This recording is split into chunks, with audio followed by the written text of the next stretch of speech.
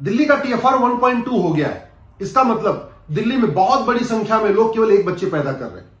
लेकिन इसका दूसरा पहलू भी है, दिल्ली में 10 से 20 बच्चे वाले परिवार भी हैं।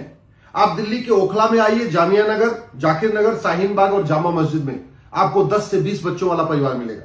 आप दरियागंज, बल्ली मरान, निजामुद्दीन, बाबरपुर, शाहबाद, मुस्तफाबाद आइए, आपको 10 से 20 बच्चे वाला परिवार मिलेगा।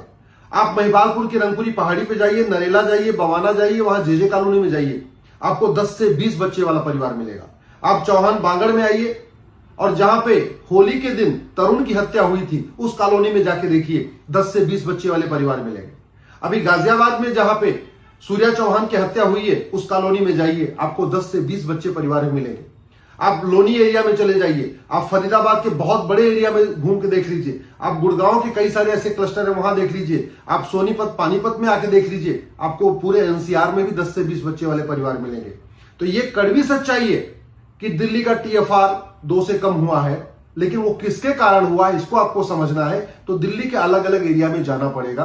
सच्चाई यह है कि दिल्ली की डेमोग्राफी बहुत तेजी के साथ बदल रही है, दिल्ली में जनसंख्या असंतुलन हो रहा है। इसलिए मैं सरकार से निवेदन कर रहा हूं, तत्काल हम दो हमारे दो कानून बनाइए। हम दो हमारे दो नहीं तो हम दो हमारे 3 कानून बनाइए, क्योंकि दिल्ली में जहां एक तरफ TFR 1.2 हो गया है, वहीं दिल्ली में बहुत सारे ऐसे एरिया हैं जहां से 10 से 20 बच्चे भी पैदा हो रहे हैं। एक एक पिता के, एक एक माता के 10 से 20 बच्चे पैदा हैं।